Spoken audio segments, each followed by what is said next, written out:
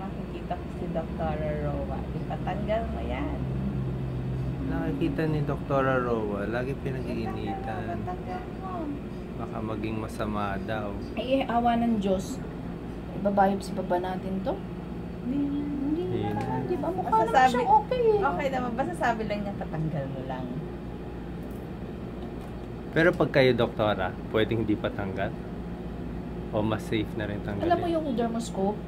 Oo. Maganda naman siya. Nakikita. Usually kasi when I remove the mole, I ask for a biopsy. But the option of not doing it all depends. So I needed to check with the dermoscope. Paano na siya okay? Nakikita sa dermoscope. Yung pigment, distribution of pigment, saka the mere fact may hair siya eh. May hair?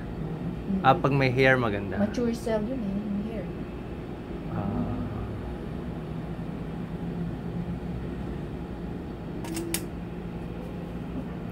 Actually, lahat naman sila. Pati sa arm ko.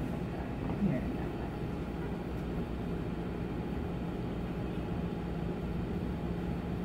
Pero yung black na iiwan pa pala. I need to get that off also.